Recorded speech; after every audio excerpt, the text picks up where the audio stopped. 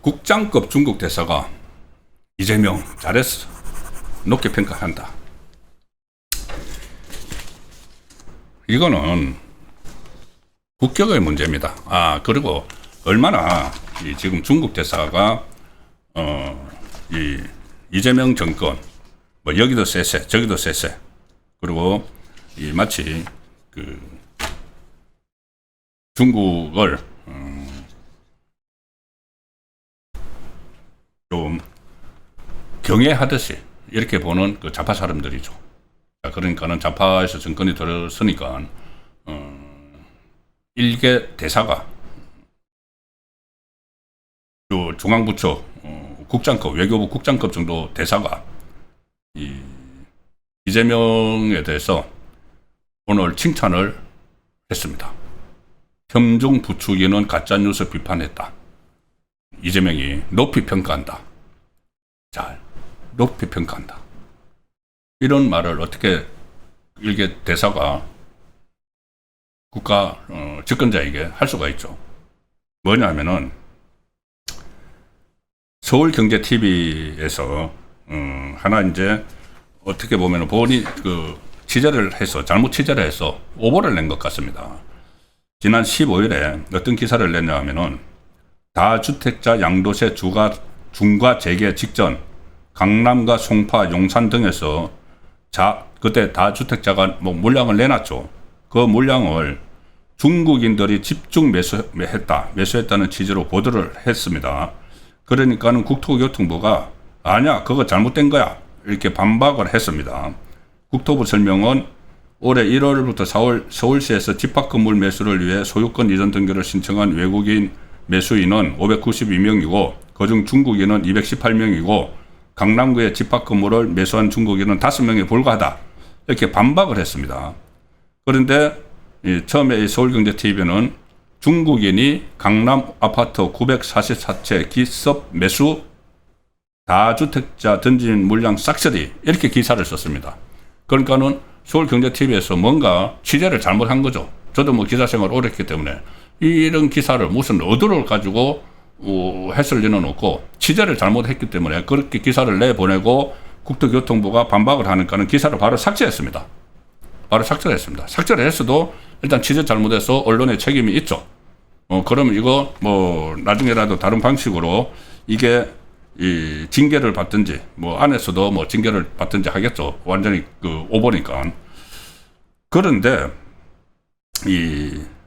이재명이 이 기사를 삭제하고 난 뒤에 X에 글을 올려가지고 중국인 강남 아파트 944채 기습 매수, 이 기사를 두고 중국 혐오 선동 재료로 사용될 수 있게 의도적으로, 이것도 더 의도적이라고 합니다. 조금 전에 제가 텀블러 의도적이라고 계속 몰아붙이는 것처럼 이것도 의도적으로 만든 가짜뉴스로 추정된다, 이렇게 비판합니다. 의도적으로 만든 가짜뉴스로 추정된다. 그래서 이제 그 비판을 합니다. 그러니까 중국을 왜 그렇게 가짜뉴스로 몰아붙이느냐, 이 이야기를 한 거죠.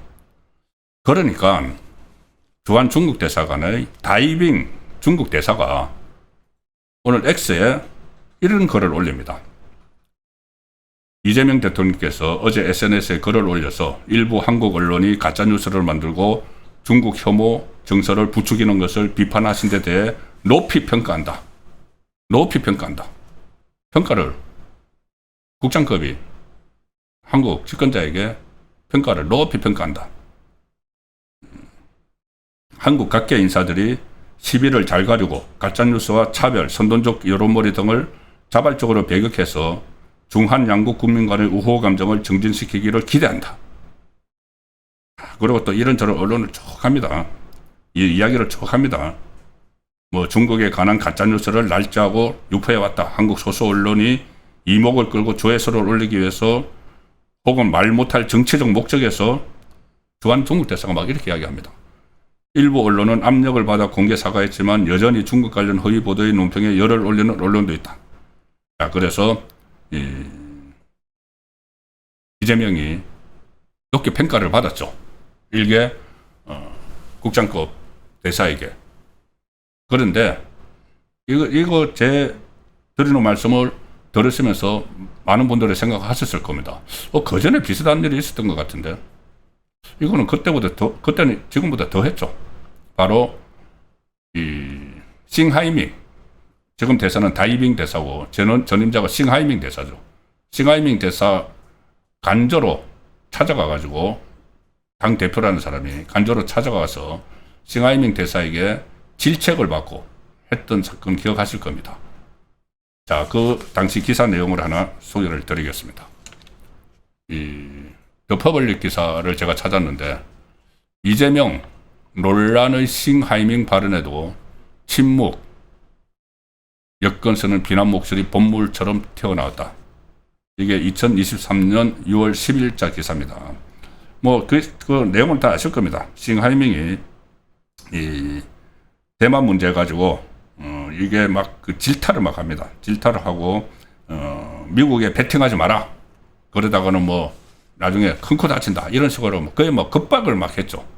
일일이 제가 소개 드리기도 민망할 정도로 일개 대사가 그 국장급 대사가 야당 대표를 찾아가는 것도 아니고 야당 대표를 대사관으로 불러가지고 했는데 더 과간인 것은 그 상황에서 이재명이 반박은커녕 거의 받아 적는 그런 모습까지 막 보이고 그 민주당 유튜브 채널에서 생중계를 하고 그래서 이 엄청난 그 비판이 일어났었죠. 2023년 6월 8일에 이재명이 성북구 중국 대사관 간저에서 싱하이밍을 만나서 대사 간저를 방문한 그것도 그렇고 내정 간섭처럼 느껴질 만한 그런 말들을 쏟아냈는데 싱하이밍이 반박도 하지 못하고 경청을 하는 그 당시 기사도 이런 게 있습니다. 싱하이밍 대사는 국장급이다. 반면에 이재명은 야당 대표로 국가 의전 서열에서 한참 위다. 싱하이밍보다. 일반적으로 당 대표급 인물을 만나려고 한다면은 대사가 당 대표를 찾아가는 것이 일반적이다. 그리고 그때 당시 김기현 국민의힘 대표를 싱하이밍 대사는 예방을 했습니다. 오라고 한 게 아니고. 그런데 그때 여의도까지 가서 예방을 했는데 이번에는 외교적 갈래를 깨고 이재명 대표가 싱하이밍 대사로 찾아간 것도 이례적인 사안을 넘어서 외교적 결례다. 그리고 싱하이밍 발언도 그때 아주 거칠었는데 거기에 대해서 한마디 반박도 못하고 쎄쎄만 했다는 이야기죠.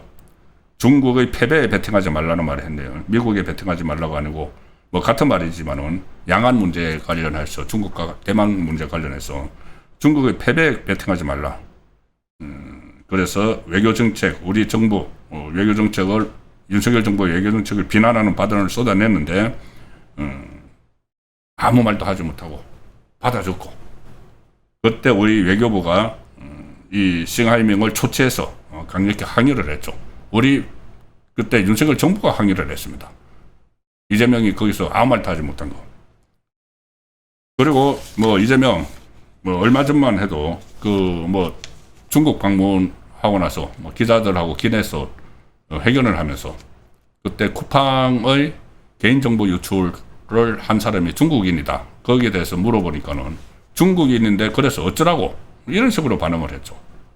근데 이것이 그냥 이재명의 어떤 습관적인 몸에 밴 저자세, 중국에 대한 저자세 여기서 그치는 게 아니고 지금 동북아 정세가 굉장히 심각하게 돌아가고 있는 상황이죠.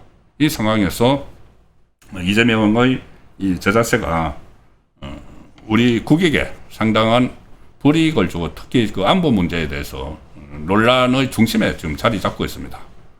얼마 전에 미국 타임즈하고 인터뷰를 하면서 양안 문제가 그렇게 미국이 중요하게 생각하는 그 양안 문제, 중국과 대만이 충돌을 하면은 주한 미군이 그쪽으로 개입을 합니다. 개입을 하고 우리가 전혀 도에서 할 수 없는 문제인데, 지난번에 타임지가 중국이 대만을 침공했을 때 어떻게 할 거냐고 이재명에게 물으니까 정말 황당한 대답을 했죠.